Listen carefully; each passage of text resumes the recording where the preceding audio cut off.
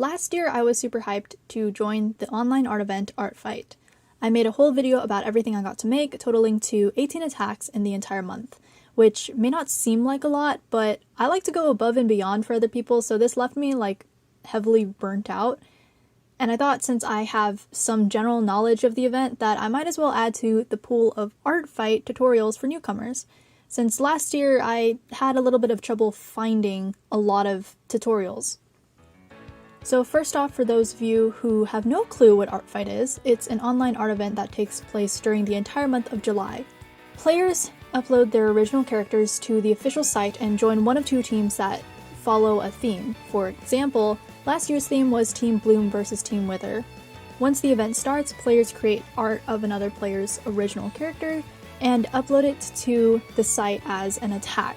These attacks earn their team points based on what they create and who they attack. At the end of the event, the team with the most points wins. So while the event is ongoing, you can swap teams or even choose to simply spectate the event. You can spectate or swap anytime you want, with no actual limit on how many times you can do it. I mean, I don't think there is, so if you want to try and find out, then go crazy. It's right here under settings in that little menu under your profile picture. Last year I thought that I had to join closer when the event starts or during the event, but in actuality it really doesn't matter. I will say that in order to even view other people's characters, you do have to make an account. There are actually two more points that I want to bring up before we dive further. One is the myth that the teams mean anything during the event. I don't actually know how much of a myth this is, but I genuinely believed that the teams meant that I had to theme my characters and my attacks around the overall theme, and that I could only attack players of the opposite team. In actuality, you can attack any participating player, with attacking your own team being called a friendly fire. You simply get less points for it. Also, the themes are just there to help the event feel different each year. Some people like to coordinate their characters and their work around the event's theme, but the most I found it influences are the templates. Like these guys, the little introduction cards. Along with these are the little year tags for the teams, and the achievements for each year, and thumbnail frames. The second point I'd like to cover is that Art Fight runs as a sole proprietorship, meaning that a lot of the moderators and coordinators are volunteers, and the event flourishes off of people buying their merchandise and donating. It was stated in the news article I got that from, that the biggest expense for the owner is the image hosting. So keep in mind that stuff like your profile picture, the amount of reference images, and the thumbnails for your attacks and characters will all be restricted. Even the file sizes of your images are restricted, and attacks including things like animation will likely have to be extremely short or include a link to the full piece off the site. So that's all the basic stuff I can think of right now. The only other point I'd like to stress is to join the official Discord. Editing your account. So let's go over everything real quick. The profile portion of your page is where you write all of your introductory stuff. This can be your name, age, gender, anything that you feel comfortable enough with sharing to strangers on the internet, or anything that is relevant to how you will choose to participate. For example, I state on my profile that I plan to share my art on social media and that I will friendly fire and revenge, although I will not do revenge chains. If you're confused by what this all means, I'll be going over it when I explain tax. Under all that writing are your social media links and followers. Yes, you can follow people here. It simply means that you can get notified when the person uploads a new attack or character. These notifications will be listed under subscriptions when you click on your little profile photo. Under those two are all your attacks, defenses, which are the attacks you've received, and all your characters. And under all that is the comment section, which I only ever see people use if they actually know the person in real life, or if they're really good friends with them. The statistics portion of your page shows your overall performance during the event. The battle ratio is basically how many people you've attacked versus how many times you were attacked, etc. And under that are your achievements. As I mentioned before, you can actually get themed achievements. For example, I should have a themed achievement for staying on the same team the entirety of last year's event. And I'd like to point your attention to the defense portion of your profile. I'm sure when I make a mass attack that something like this will show up in the attack tab, but in the defense tab, there is an option to toggle whether you see direct attacks or attacks that your character is included in. Those are for when people create attacks that include characters from multiple players. So in order to edit your profile, you either click the edit button on your profile or head over to the settings. User/site includes changing your password, email address, username, and the username can only be changed twice. You can also change your profile picture, which is limited to 100 by 100 pixels or smaller, the site's theme, which works similarly to Discord Light and Dark, and the filters. For filters, you can choose what you want to see and what you don't want to see, and if you don't want to see body horror, for example, just uncheck the box. I will say it's helpful to reference the maturity guide on a different tab and to hover over the question marks if you don't know what something falls under. And finally, you can click on how you want ArtFight to interpret these filters by showing that the character or work is filtered and allowing the player to choose whether to risk it or not, or by wiping those characters and works off the face of the planet so you don't have to see them at all. Profile controls everything you saw on the default page of your profile. Your last seen status, the comments on your profile, I've been saying profile too much, your social media links, and this spot where you can type up your introduction. I don't understand how everything works in these text boxes, so I suggest looking for a proper tutorial for adding BB code and images, etc. here. Character permissions is where you can add any guidelines for attackers. It's best worded here. Enter any restrictions you want attackers to take note of when drawing your characters. This is where you tell them what they're allowed or what they're not allowed to do with your characters. These permissions will be displayed on the page of every character you submit, unless you disable them for that character. In order to get my permissions, I heavily reference the global permissions of other people. There's also more specific character permissions, which I'll briefly go over later. You then have follow users, followers, account information, donation history, and a block list. Alright, once you are ready to submit a character, you can either use the submit button at the top, which is used for both characters and attacks, or manage characters in the profile menu. The Manage Characters button actually takes you to a similar configuration as just clicking to view your characters regularly. However, you can actually drag and drop your characters around and change the order other players see them. Here you can also hide and archive your characters. Archived characters are able to be restored, but it seems like from their explanation, almost everything from the original character's profile will be wiped and you'll have to restart. Going back to the Active Characters menu, there should be a button at the top that says Submit a New Character.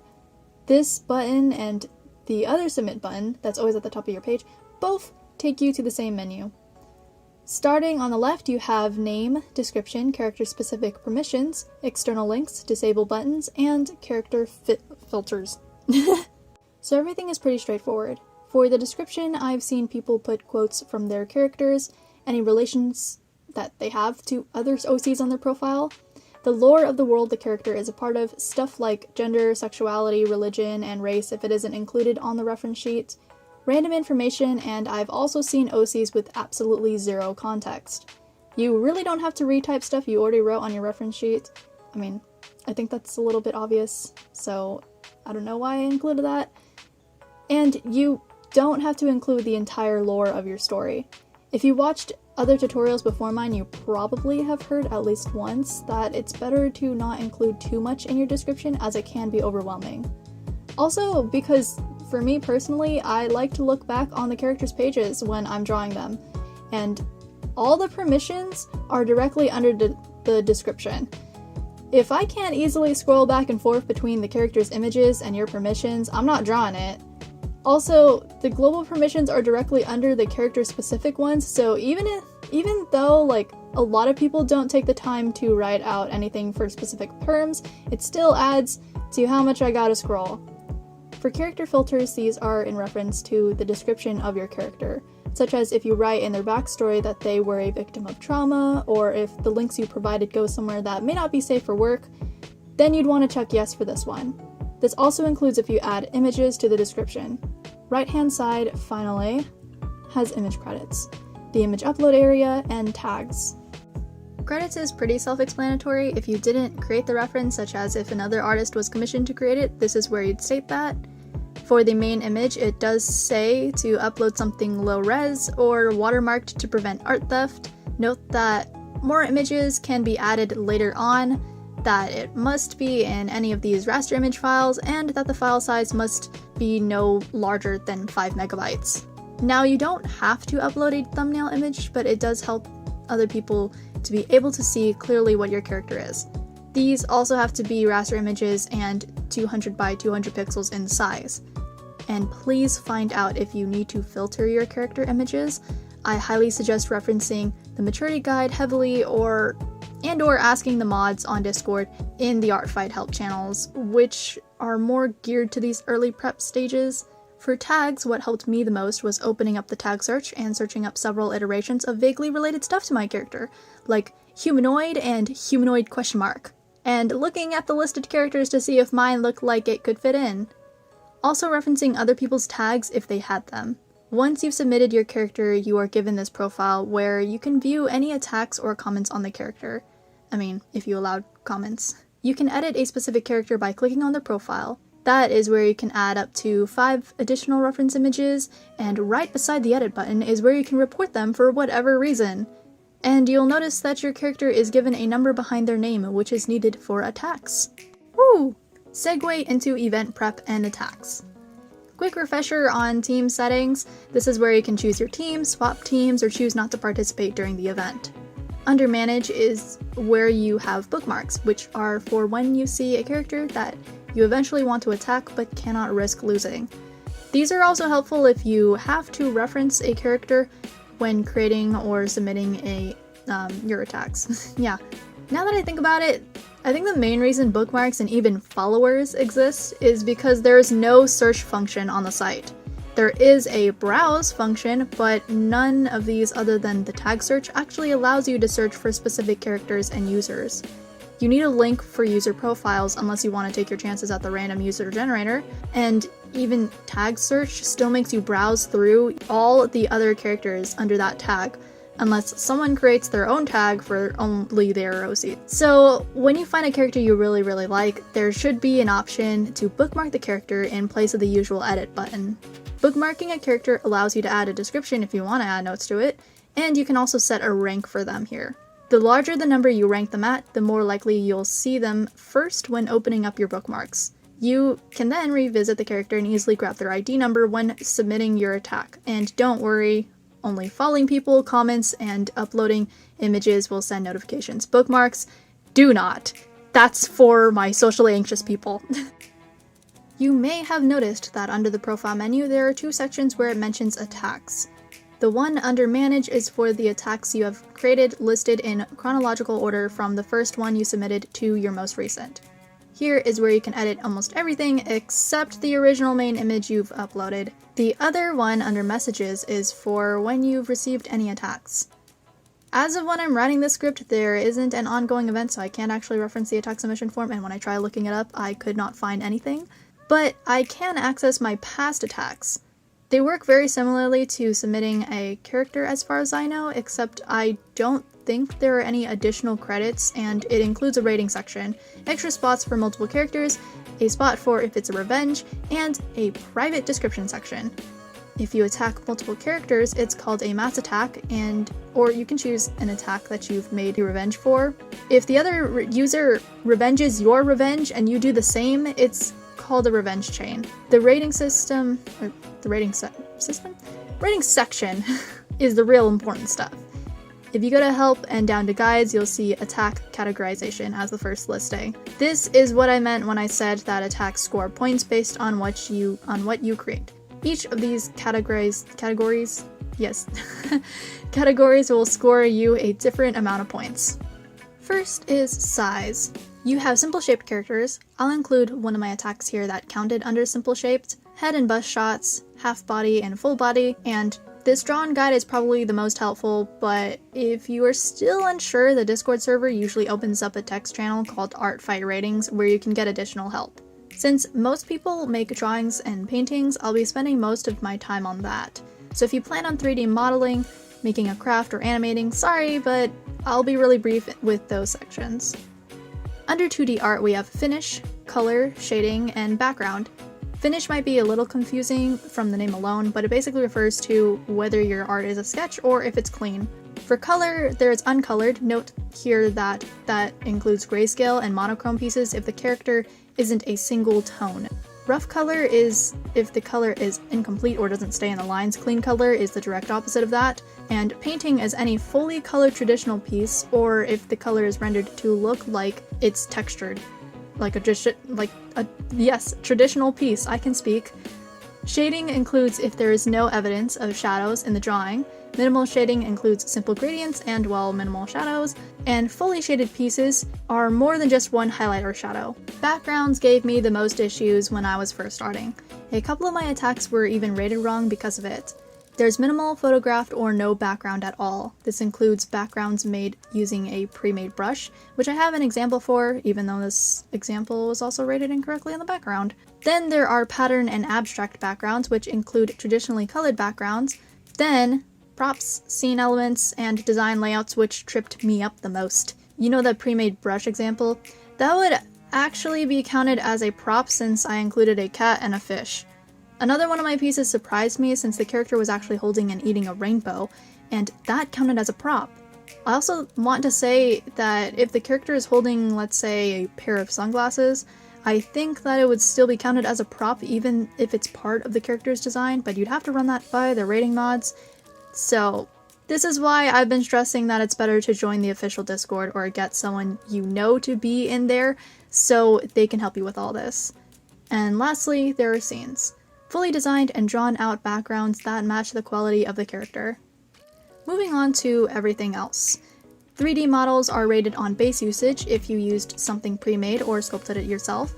The texture of the model, if it is rigged manually, automatically, or not at all, and if you've included a background, none at all, or part of one. Crafts are rated on type, such as cosplay, food art, textiles, etc., and if you've included a whole scene or not. There aren't any examples for cosplay in the background section, and there are also quite a bit of restrictions for cosplays, so keep that in mind.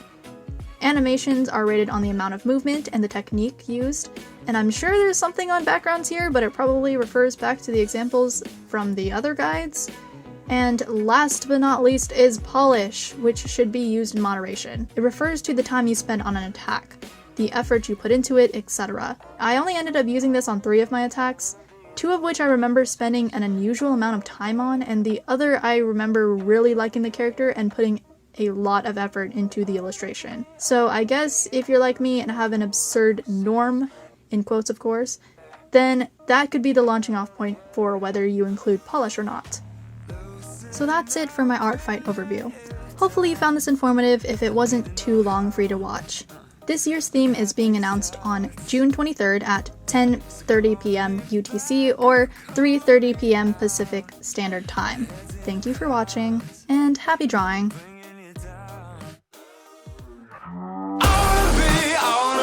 I wanna be the one who says that I don't care.